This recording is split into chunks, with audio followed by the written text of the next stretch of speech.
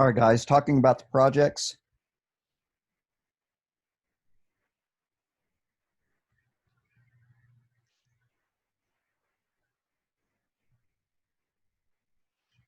So what I've done here is try to choose a variety of skill levels for projects. So some are easy, some are not.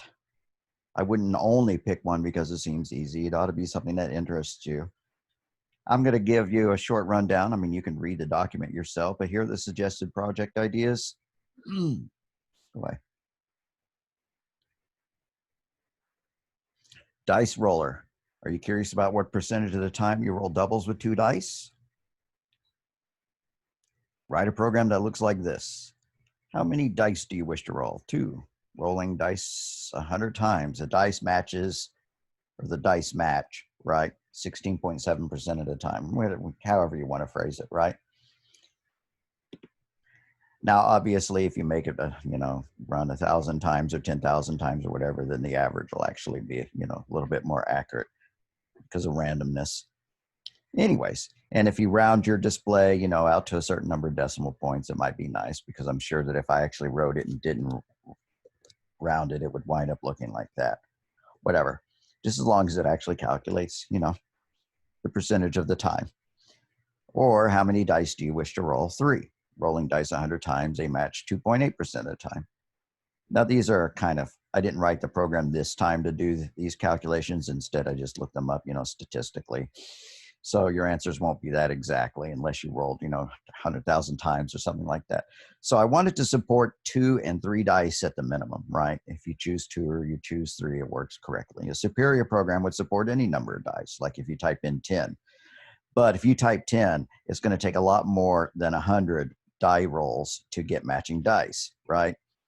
So get 2 and 3 first and then revise it. Or baseball.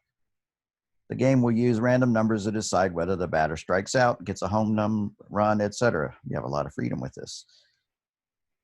How many innings do you wish to play? Team 1, batter 1. Strike, strike, strike, you're out. That was 1 out of 3 strikeouts. The score is 0-0. Team 1, batter 2. Strike, strike, home run. So now it's 1. Team 1, batter 3. Strike, strike, strike, you're out.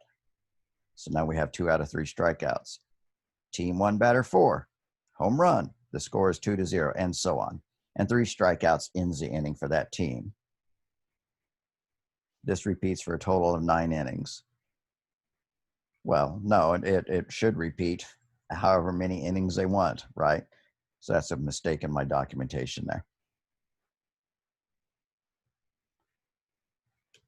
The specified number of innings. And you can make it a lot more complex than above. I'm not a baseball, guru. So not just strikeouts and home runs, but players making singles or doubles, which players on which base and so on. But this wouldn't be too hard to do if you know how to write random numbers. Football, write a football simulator. Use random numbers to determine how many yards the team gets each time or each down, right? Sometimes they would fail to get any. They might even lose yards. Failure to get 10 yards and 4 downs causes the other team to get the ball. Now, if you don't even know the rules of football, if you know them even worse than I do, this might not be the right one. So you could assume the game ends after 60 plays. You might allow 15 plays per quarter, right? 4 quarters in the game. It's not actually too far from the truth in a pro football game where the ball is in play for an average of 12 minutes in a 90-minute game. Believe it or not, they're only moving and running around, during the game, 12 minutes out of a 90-minute game on average, because each play usually takes about 11 seconds. The rest of the time is all set up and positioning of the teams, etc. So, or you might implement random amounts of time, right? It takes longer to do some plays than others. You have complete freedom to make the game simple or complex. Does it support passes as well as runs, field goals as well as touchdowns, extra point kicks? Would passes earn more than yards but fail more often? You get to decide all that. Hangman. Hangman's a very popular programming problem in computer science classes. So there are a lot of solutions for it on the internet. And I must say, absolutely do not download somebody else's solution and turn it in as your own. You'll fail the class. So implement a game of hangman. The computer picks a word and the player guesses letters until they fill the word in or runs out of guesses, right? So that's my warning. Quite often in the past, when I offer this project, people wait until the last minute. Don't do that. It's academic dishonesty. If you get stuck, I will send you a flow chart that helps you do this. It becomes real easy if you have the flow chart. And then again, I repeat, don't download a hangman program from the internet and submit it as your own. Pie Fighter. I'm going to skip this one. You could read about it if you're like a Dungeons and Dragons kind of fan, you know, a role-playing game kind of fan. You're just going to write a program where you have two characters, you know, fighting each other, and whoever gets the higher numbers wins, and it reduces the other person's, you know, attack value based on their armor, that kind of thing. Or if you want to write up your own rules, you could do that. Caesar Cipher, simple and advanced. Now we've already got a Caesar Cipher assignment, so this one might be a really quick one to do, because then you would only have to implement the advanced function. So you let the user pick which algorithm, simple or advanced. The difference between simple and advanced is that simple just shifts by one value, right? The user picks 10, but advanced shifts the first character by that value. Like the first letter might go 10, the second letter gets shifted by 11. The next character gets shifted by 12, and so on, right? So it's just a little bit harder. If somebody's trying to write a Caesar Cipher cracker, they'd be able to crack yours, you know, with a little bit of code, but they wouldn't be able to crack an advanced Caesar Cipher as easily. Now, of course, the NSA, you know, and the CIA and whatever would crack it in 0.00001 milliseconds, right? You know, nanoseconds, whatever. So don't just download code from the internet and turn it in.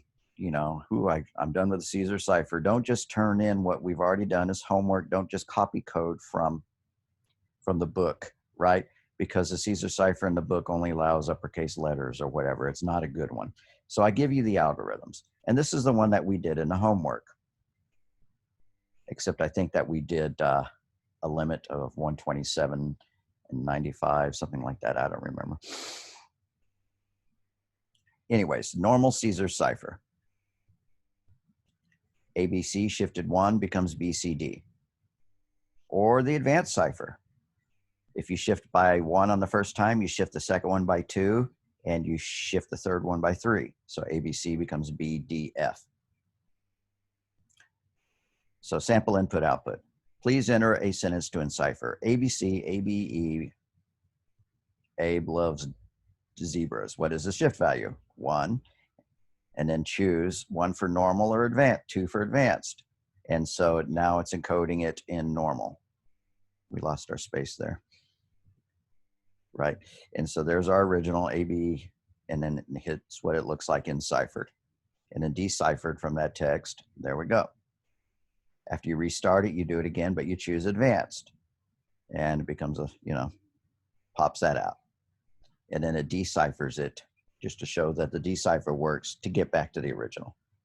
So both of the algorithms can break if the shift value is too large or the text is too long, by the way. So this advanced cipher probably isn't a great one for encoding long text and messages. It would need to reset at a certain point, right? You know, it'd need to maybe add 1 to 10 and then 1 to 10 again, and then 1 to 10 and then 1 to 10 over and over and over. So don't bother trying to fix that. Or something called the exclusive OR cipher. You can read up on what exclusive OR means. Exclusive OR is kind of like an AND and an OR, but it's different. And so what you're going to do is write a program that uses exclusive OR to do an operation on each character to give the output. And so Python's bytes, according to the ASCII table, are 80, 121, 116, 104, whatever. And then if you exclusive OR'd each one of these numbers by this value, then you get 175, 134, 139, right? And then you decode it by exclusive ORing it against that value again. So just research what exclusive OR means if this looks interesting. It's not too hard of a project. To make it more cool, you could also add a shift feature like Caesar Cipher. Rock, paper, scissors, write a rock, paper, scissors game, right? Maybe play 3 games, best 2 out of 3 wins, ignoring ties. If you don't know the rules for rock, paper, scissors, you can Google them up. Or if you want to be more sophisticated, there's a variant called rock, paper, scissors, lizard, Spock, featured on the Big Bang Theory TV show. I'd rather you do that one, but you can just do rock, paper, scissors. Password validator.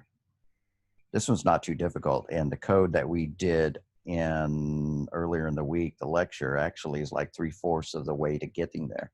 Write a program that prompts for a user. The program then checks, for a password. The program checks to see if it's an acceptable password. There are two sets of requirements. First, it checks to see if the password meets requirements.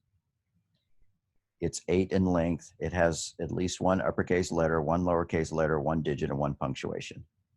Then, if it passes that test, it's checked against a list of common passwords stored in a file. So if you get this part done and you're stuck on this, ask me for help, right? I can give you some pseudocode or hint on how to do this second part. It's not hard. So after you validate it to make sure that it's got a digit and an uppercase and a lowercase and it's 8 long, right? Then you check it against a file. And if it's in there, that means it's a common password and we're not going to allow it. So you can probably find a huge file of common passwords, or I can give you one if you ask, or you can just give me a short one, right? Whatever. So for example, the password June XYZ would meet the first set of requirements. But if June is a word listed in the file of most common passwords, it is rejected as an unsafe password. Man, when I saved this as an RTF, it messed the formatting up. I blame it on that. I can't make any mistakes. Surely it's the format saving's fault. Okay, so the user must be told if their password is good or why if not. Word or letter histograms. Open up a document, count how many times an A and a B and a C and a D occurs, and then make a little chart showing that. And also, when the processing is done, print out the words in the document from most common to least common. Print out in order the letters used in it. Now, this doesn't mention graphs, so you don't have to do that. All you have to do is print them out in order. The words most to least common, like the is one of the most common words in the English language, so the would probably show up a lot. And then the letters most common to least common, like R's and E's, occur a lot more than X's and W's. So this should be done with maps, and we'll talk about maps in our next lecture. So if you understand maps and are good with Google, this may not be a difficult project at all. Linked list. Now this could be a really hard project. I'm going to scroll past it. If you're interested in it, you can research it. Calculator. Write a graphical user interface program, which we're also going to be talking about real soon. This sounds easy, but can be a bit tricky. I'm not going to explain why it can be tricky. If you started working on it, you might figure it out. So it can ignore order of operations. If you do 1, 2, 3, and then hit the times button, it doesn't have to check to see if you hit a plus button previously or anything like that. The easiest one to write would probably look like this. You have 2 input fields, right? You type in numbers there and you hit plus. It would add those 2 together, store the result there, and then blank this one out with a 0 so that they could type in something else. Just trust me on that. That would be the easiest way. However, that doesn't look like a normal calculator, right? A normal calculator, somebody types in something and hit plus and it stores it somewhere, right? And then they type in another number and hit equal and it performs that calculation. You want to do it like that? That's awesome. It's not as easy to me. So you can pick a method you want to make your calculator work. Or your own project. If you have something that seems interesting, go for it. Just don't make it something that you can't get done by the end of the semester, right? So that's my warning. Don't bite off more than you can chew. The projects are designed to be solvable in 2 weeks. Some probably would take just a day or 2. Now, if you're going to implement your own linked list by hand, then it would take more than 2 weeks, most likely, to get it done. Yes, that is a complex project. So grading, anyways, if you flat out can't get it done in the amount of time, turn in what you can get done and you can get partial credit on it perhaps, but don't plan on turning in an incomplete project. It is an emergency outlet. I'm a pretty good judge of whether or not a lot of work was put into it. So how are we going to grade this? Well, there's going to be status drop boxes once a week, right? So the status report 1 is due next week. You're just going to tell me how you're doing on it. You know, to pick which project you've done. And then status project 2 is going to be due the week after that on Monday. And status project week 3 is going to be due the Monday after that, which is actually the day after the semester ends. So you're going to want to make absolutely sure you get it in by then, or else it's not going to be able to be counted as coding. So what I'm going to offer you is that if you get the project completed, you get to skip the exam. So that'll be added incentive to do it, right? Alrighty, gang. Hopefully that explains that. I'll go ahead and upload this video as well, and you can think about your projects based on the choices offered.